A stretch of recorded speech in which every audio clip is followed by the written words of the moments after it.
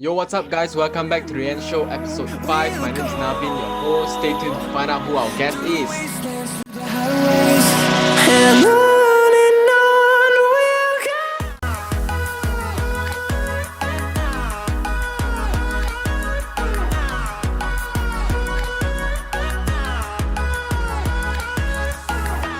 Yo, guys, welcome back. And today we are going to talk about cryptocurrency, Bitcoin, and stuff which is getting like really heated recently. And before we introduce our guest, I just wanna say something, which is this is not a financial advice, so please don't get too excited or something. Okay. And yeah, we have two special guests for today. The first is Mark, and Mark is actually our first guest in this channel. Right, Mark, you want to say something? Hi guys, my name is Mark. I think you've seen my first episode. So I'm a freelancer, okay, and I still do the performing and stuff like that. I got into crypto about a year now. It's about 1 year old now. Right, nice. Right, the second guest we have for today is Cray. Cray, go ahead, introduce yourself. Yeah, hi guys. So I'm Chris. I actually is from the building industry. So I got into crypto in like late 2019. Yeah, late 2019, and then got slightly more following the whole trend in early 2020. Yeah, I think 2020 was the year where everyone get hyped for like crypto and Bitcoin and stuff. How do you guys like started like knowing crypto and getting really into it? Like how did it all started? Yeah. Cray? So for Yeah. me, I actually started off because I was working and then just trying to look for some other things to start investing, right? Because as everyone like in our age, we start to look for how do we get off the typical rat race. Mm-hmm. And that's how I stumbled upon it. And then as you research more and know more about the current financial system, which is a bit tricky if you don't really know, and Bitcoin offers you an option to opt out of the current financial system. So that is how I got interested and start to be more involved with it. Right. Nice. Mark, what about you? Nice. Okay, for me, if it's to put it in a way, I think I got started because of a scam. Okay, so I think a lot of people got in. How to say? A lot of people have this mindset of crypto is a scam. So I think that was my mindset as well about crypto. I just heard about it, like people talking about crypto. I say like, oh, crypto can make money and stuff like that. So, but I never really go and explore until MCO came. So we had a long lockdown, which that made me started to think about like my financial positioning, because a lot of things are not going well, and then our industry is affected, especially mine. Yep. So that led me to exploring certain option, which suddenly came this plan, which is the scam thing that I told you about. I don't want to talk too much about that because it's a scam. So that led me to explore about crypto, because they deal in crypto and Bitcoin.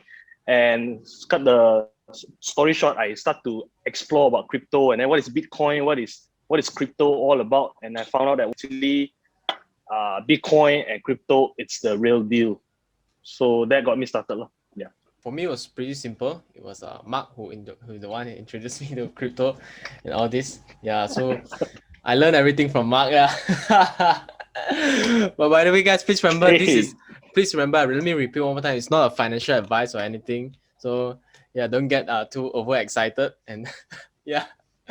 All right.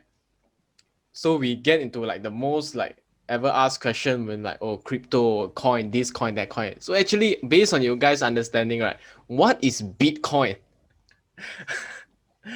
Yeah. This is like I'll let crypto Cray explain. 101. Yeah. Pro. This is like Right, crypto yes. 101. Yeah. So really, to put it to me, I don't really want to be get caught for like this is not the right thing. But to me, crypto Bitcoin is more like this.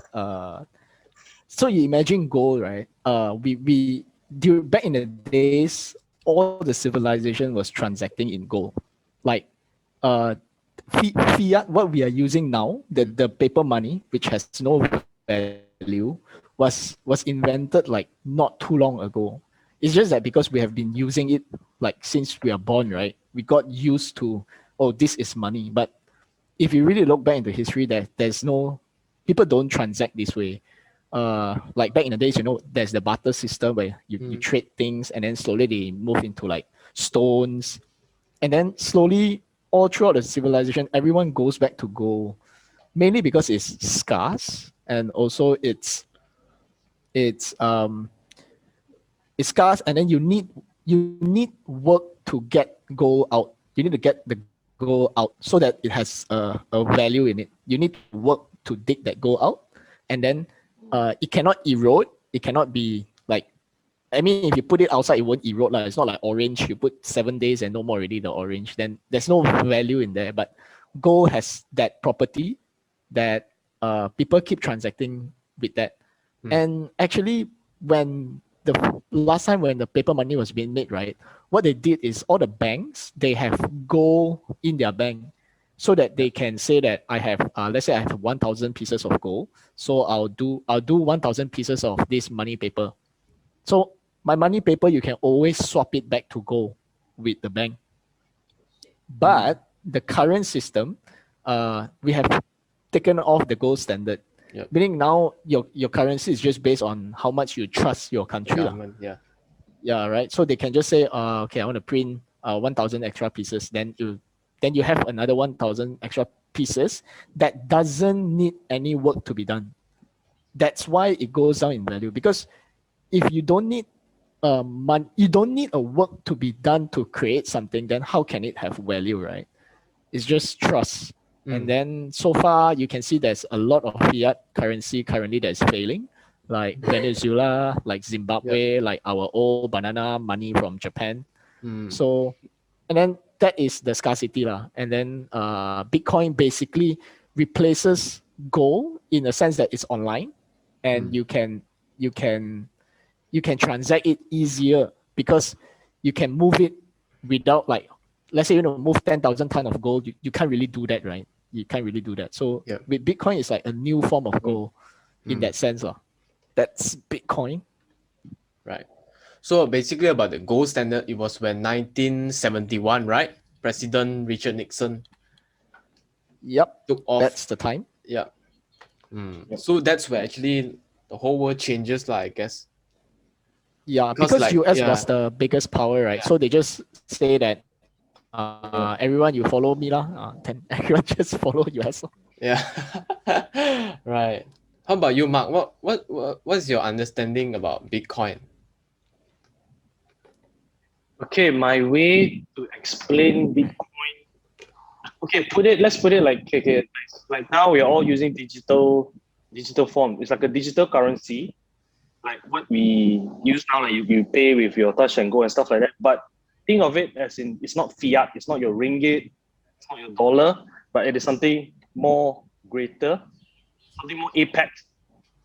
Because why is it apex? Why is it like strong? Because it's decentralized.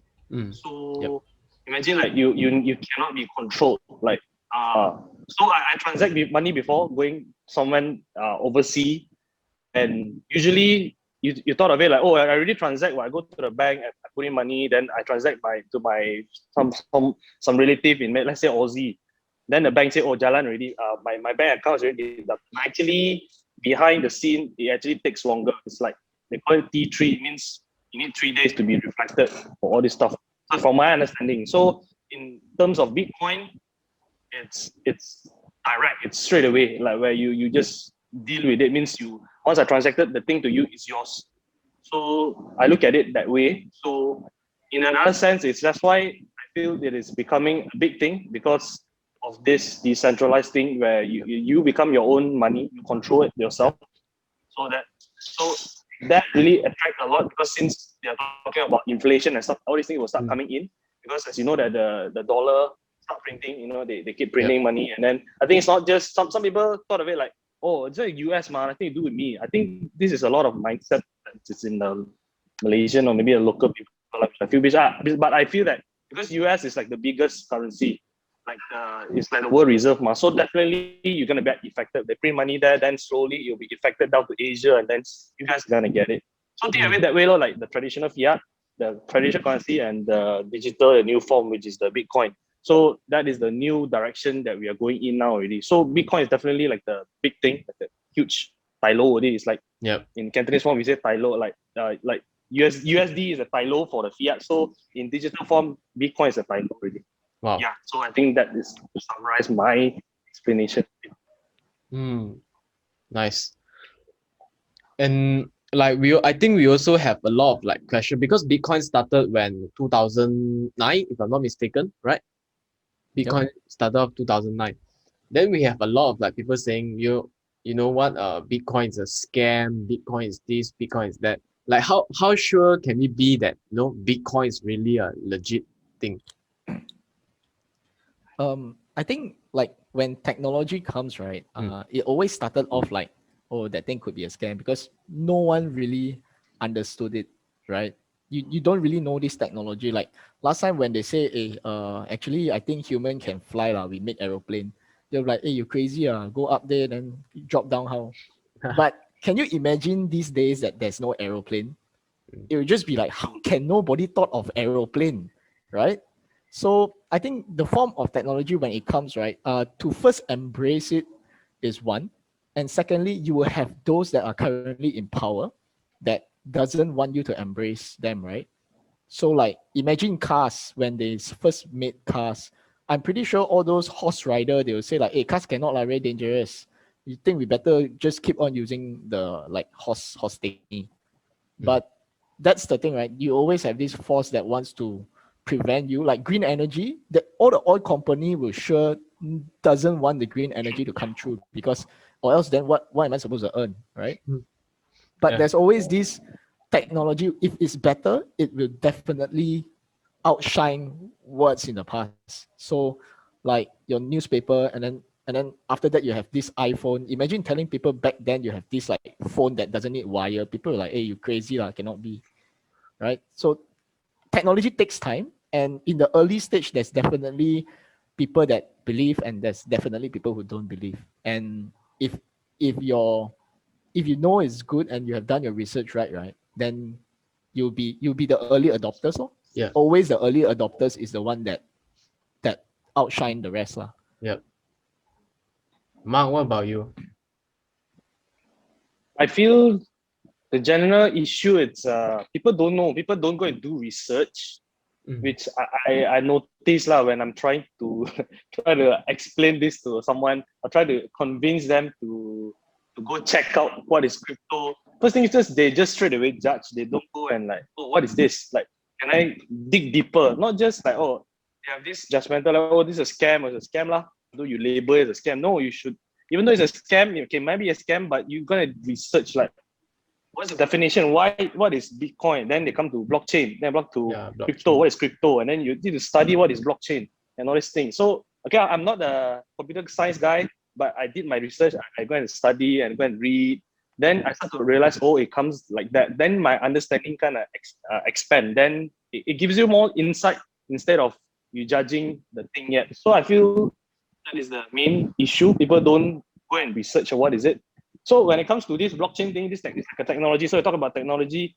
It's just like what Cray said, like, yeah, like back in the days, like last time, I like this explanation where I saw somewhere they explained just like internet last time. Like like I think Amazon, they said Amazon they were trying to get money to convince people to convince investor. So they were trying them, hey, next time everybody, right, you're gonna buy things from the phone. Then people will be like, what do you mean buy things? Oh, you're gonna buy Harry Potter book from the phone. Or you're gonna buy digital book you're gonna read book from the phone. So people will be like, huh? What do you mean? Huh? Last time the internet, when you dial the internet, it's like damn slow. Like you want to see the thing, you will load, then suddenly come out. It's not Harry Potter book or it's not this book. Then you're like, oh, it's a scam lah. So those days it's the same. So same thing now. Like people don't see the crypto usage maybe in real life form because haven't expanded that way yet. But I think it's coming. It's developing. Yeah. So yeah, that's my.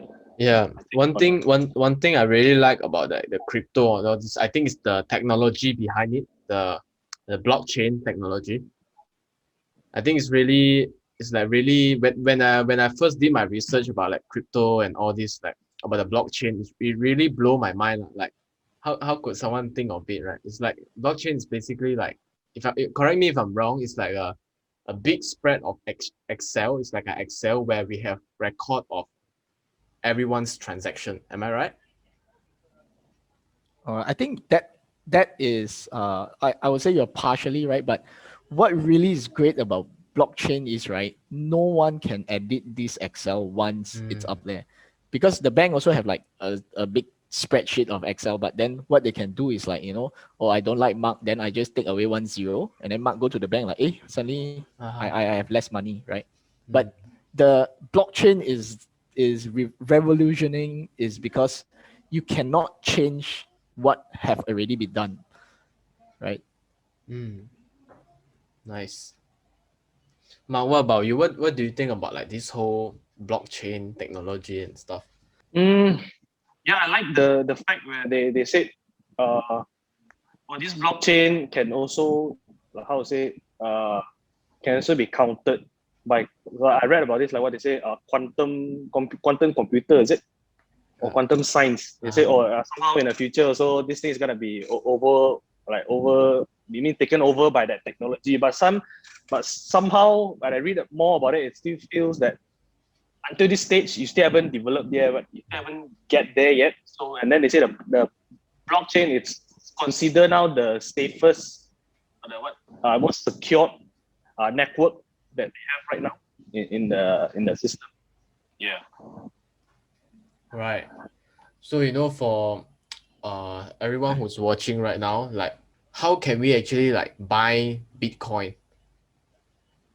Okay, so the most simplest and the safest way is that you use the three platforms. I think it's still three lah. These three platforms that are currently being recognized by the Security Commission, which is Luno, and then there's two more that I don't really remember.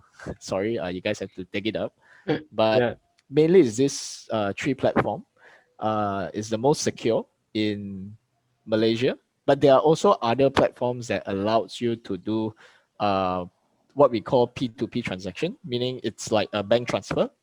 So there's like Binance, there's like Remitano, but advisable is to check out the three that is being recognized lah. Craig, can you explain a bit, like maybe why do they need the recognized free platform? Okay, so why really they recognize platforms, right? Because firstly, they are recognized, and secondly, if anything were to happen to that platform, right, you can actually go to the Security Commission and you can make your aduan and say like, oh, my money is inside, and they are able to take some action lah, basically, right? But the others are not recognized, meaning if let's say there's this ABC platform that you start buying there, and then they run away with your money, you can't actually do anything. Yeah, so I think that's one of the big difference lah. But they both come with their pro and cons, right? Because with Security Commission, there's a lot more steps. There's something that maybe they consider you cannot buy, you cannot sell. So in Luno, there's only 4 type of cryptocurrency that's being traded. It's mainly Bitcoin, then Ethereum, and then XRP, and there's one more I don't really remember. Litecoin. Yeah, Litecoin, right? So, but in Binance, you get like a lot other more selections. So, what these platform are, they are doing what we call fiat on ramp and off ramp, meaning how you get into the system is you need to use your fiat to buy some digital currencies first. So, like Bitcoin, Ethereum, USDT, and then you start transacting in the network, right? Then, if you want to come back out, then it's like the same. You got to use that system to get back out into the fiat currency. So the people once they buy, so they keep their coin in the system, is it? Okay, once you're in the system, right? This is a good thing about blockchain is once you're in the system, you have like what we call an address. Just take the address is like one wallet, right? And you can actually move your funds to any other wallet that you want. So it's just like email lah. You have this email here, then you email it to someone else. So you can transfer the fund to another wallet. And if it comes to that, then obviously whatever is online is what we call a hot wallet. It's connected to the internet, so there is a potential for it to get hacked. I mean, whatever that is online, there's always a potential to get hacked, right? So this is what we call a hot wallet. It's slightly more risky, but when you put it in a cold wallet, it's something like a ledger hardware. Ledger is like this small, I'm not sure how to call it. It's like a small USB looking thing that acts like your wallet. And then once you connect to it, pen you drive. can like a pen drive that you can like, connect and move your funds to this wallet. And no one can access this wallet because it doesn't have like internet connections. So you can just bring it wherever you want. Yeah. To be even more secure, there's also something what we call paper wallet. It's basically just you write down your address and your private keys, and that's it. That is your wallet. You can be holding this piece of paper that worth like billions and billions of currency inside, and it's just as simple as that. And you can move it like interstate. You can bring it to Japan, and then you can use it there, right? So yeah. And I think this is a good, like, how to say, replacement for gold, I guess, because it's really portable. Like, imagine if you have like, 100 kilo of gold, how are you gonna bring to like everywhere, right? Yeah, and frankly, if you were, you just imagine if you want to bring, let's say you want to go Japan and bring your family, you need to expect yourself to spend 100K. You take the 100K and then you go and change with the money changer, right? Your fees is going to be slightly different lah. And you're gonna lose like slight portion in there. And then moving 100,000 over to another country, right? You get questioned a lot lah. People ask, why are you moving so much money? Are you money laundering? You're like, no, I just want to go like, I don't know, Japan ma. I want to spend there, right? So there's a lot of these kind of things that happens when you try to move a big chunk of money, right? Because obviously the country doesn't want their money to leak out. Last few years, there have been like a lot of like thing going on where the government are banning Bitcoin and stuff. But actually, can the government really ban Bitcoin? I mean, if you look at like a lot of our current technology, right? Actually, a lot of things are being banned. Like BitTorrent sites are actually not legal because they are moving, right? And but it's still there. There's also a lot of other illegal stuff. Not to say illegal, but something that the country wants to ban, but they can't. Like, just imagine China. They have this Great Wall of China, right? But the people in China, there is ways for people to get out of the system, to move on. And as long as the thing is not centralized, it's decentralized, then people can just keep using it. It's just how do you use it. So frankly, if you ask the country if they want to ban, they can, but will it be effective is another story to me. Yeah. Mark, what is I your want thoughts? to. I think just now when Cray talked about how to get into crypto, there's this thing called P2P, right, Cray? Peer-to-peer. Yep. I think that's the basic for Bitcoin when it started, how they transact, because there's no exchanges, right, the last time. So people uses P2P, the peer-to-peer. So maybe you can explain a bit, Cray, like what is P2P, like how does they go around? P2P is basically just like a person to person transaction, right? So just basically this transaction is between two parties. It's just like me and you. There's no other parties involved. So if this thing is only gonna happen between us, then the government really can't do anything to stop you, right? But another thing, when you mentioned, there's one thing that I think is quite relevant, that is when if the government can ban Bitcoin, the thing is, if you look last time, China, throughout all these years, China wanted to ban Bitcoin and ban, but it's still surviving up to now. Like every single 4 years, they will come up with news like, we're going to ban Bitcoin, we're going to ban. But it's quite proven like throughout the years that the country can't really do anything about it, even though they want to. So now actually a lot of countries trying to embrace it. Wow. I think I just saw the news. Nigeria just recently, they started banning, and then I saw the tweet. They said, after they ban, right, they said the transaction even went higher for P2P, like 15% more. So you can't stop people like from transacting P2P. I think that's another thing where if you're using Binance for all the audience, like Binance, Metano, they always have this section where they call it P2P. That's how you reload money in, which is using this method. So yeah, you guys can check it out lah, those audience. So as we know now, like the Bitcoin is very volatile, the price. As we are speaking, Bitcoin has just reached 60,000. Okay. And actually, like, let's say one day, just let's say one day, when Bitcoins become stable, we have Bitcoin, we have a stable. Do you think it's possible for the world to just, like, how to say, have this one currency called the Bitcoin?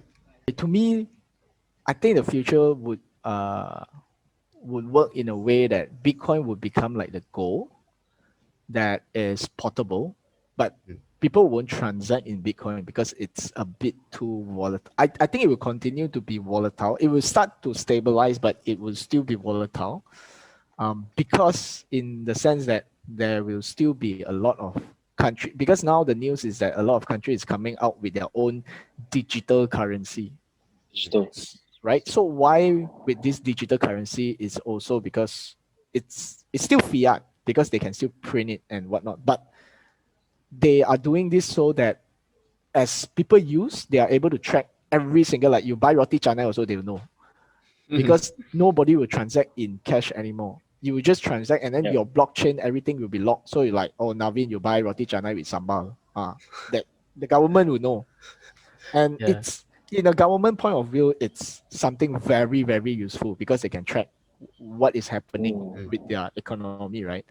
So in the future, I think every country will have their own like digital currency, and gold would just be like, I mean, sorry, not gold. BTC would just be like gold that they would just use it as a reserve, and you can basically bring BTC to another country and just swap it to their Yeah, their own currency. currency, Yeah. and just transact in that way. I mean, that's how I imagine this will work out.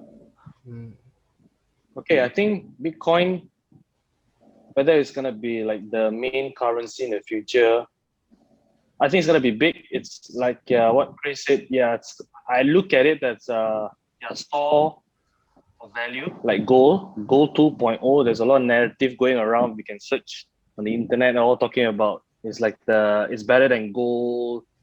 It's like really limited supply where gold, you don't know, maybe a meteor is gonna hit Earth and then there's a lot of gold there. Then it's not scarce anymore. So Bitcoin is totally scarce. It's limited.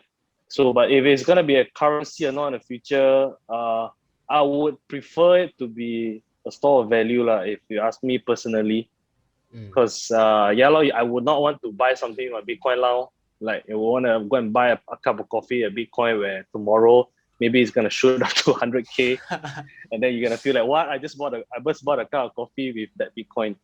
So yeah, I look at it like more of a store of value. But if you say currency wise, I think there are a lot more other currencies out there. Bitcoin is always the one that people talk about. There are a lot of different altcoins. It's like to you all Kausi Lapsap coin. All right. So there are a lot of other coins. So I guess maybe in the future, maybe one other coin would be will replace it, or would be the currency to transact everybody, or maybe another digital central bank digital currency. Yeah, like what Craig says, gonna take over.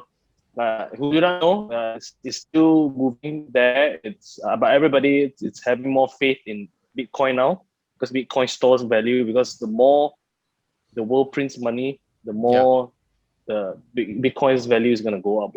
So yeah, that's my take on that. Right. So like you guys are in the cryptocurrency world for like 1-2 years plus. Like I bet you guys have heard this question a lot of times also lah, which is which coin should I invest? Like for the beginners, like, hey, I wanna join crypto, but what coin should I invest? Like, what do you have to say about that? Okay, mainly right, it Mm. really depends on how what you see about crypto. Like when people try to get in, they're like, hey, what coin I need to get, right? I will always ask like, what is your goal? Is your goal to make Mm. more money, or is your goal to try to get out of the system?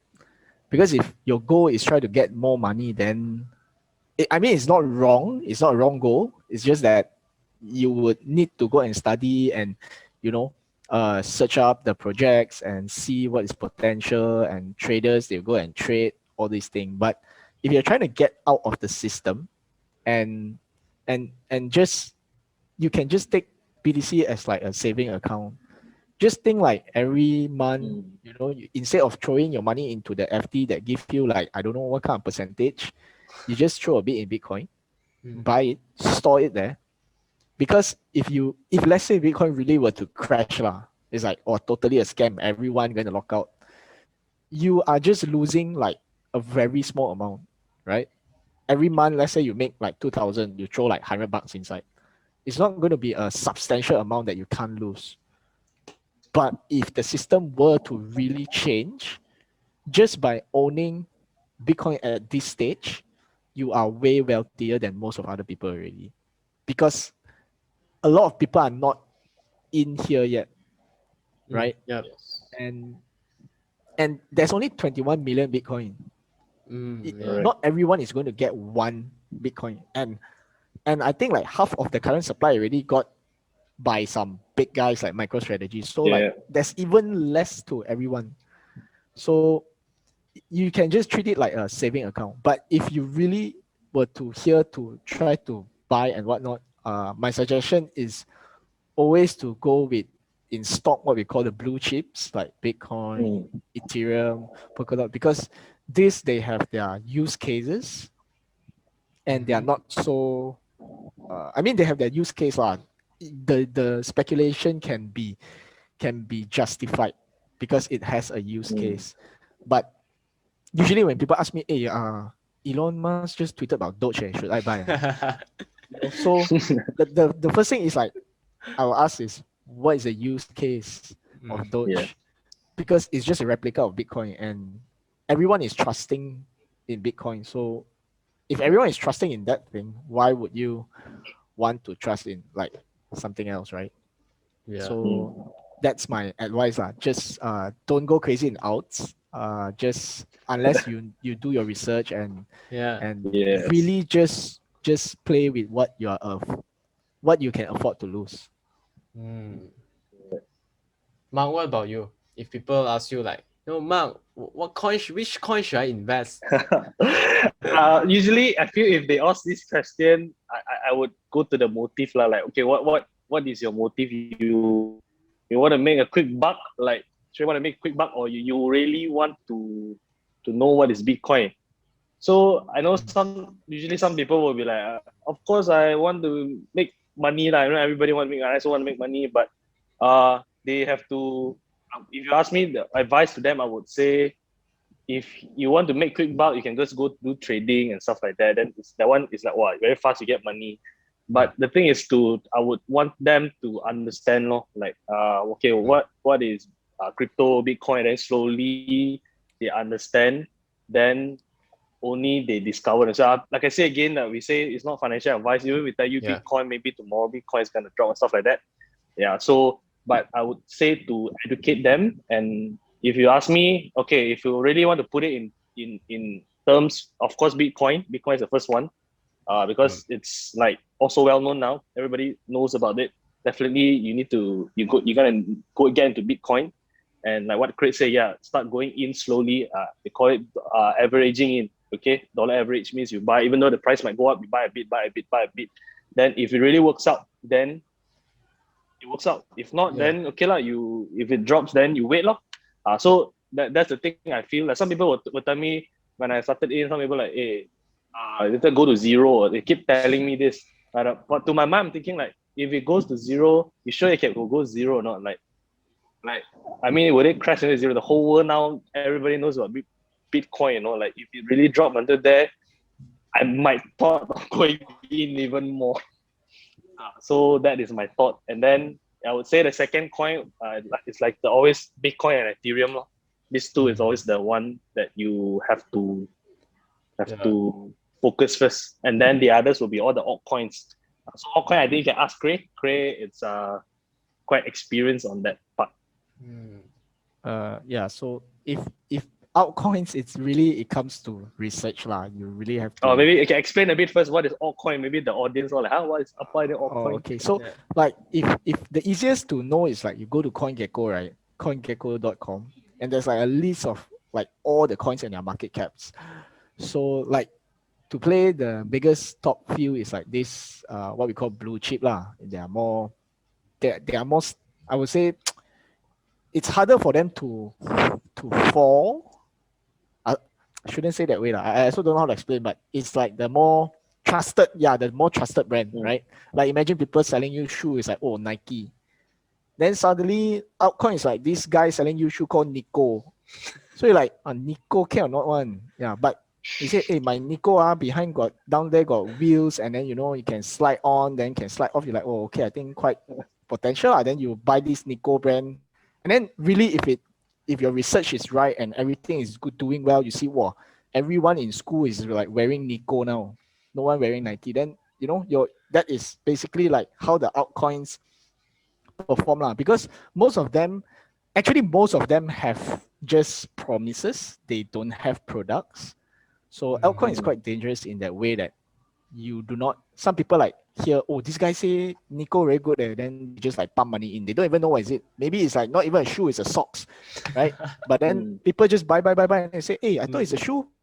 No lah, it's a socks lah. Yeah. So then you will get disappointed lah, because then the money drops and whatnot. I mean the value drops and whatnot. But if you really research it right, like you did their research and you think they have a use case and it catches on, and that is where altcoins give you like a tremendous amount of benefits, right? Because you can be buying like there's this altcoin called BNB. You can be buying it at $4. Everyone think like $4 is a bit expensive.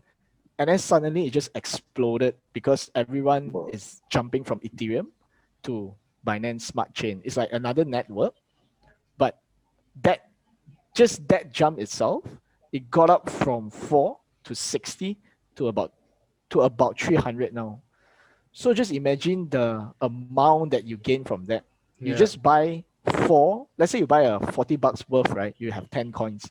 Now you have about 100x, which is 4,000, right? So altcoins really depends on your research. If you don't, then it will be a bit of a risky water to play in lah. Yep.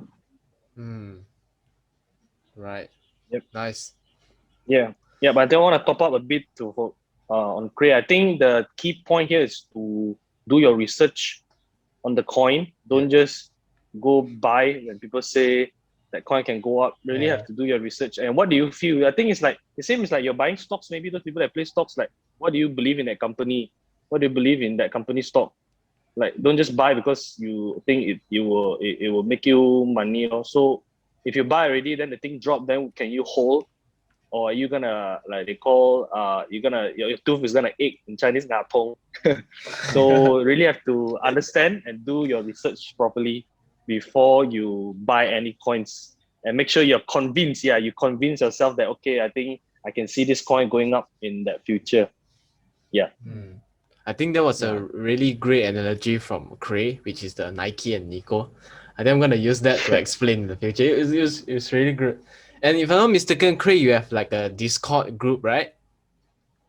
Yeah, I do, but it's like we are just doing like slide sharing, like trying to get people to know more. It's actually like a personal gaming group. Yeah. But yeah, you guys can join in.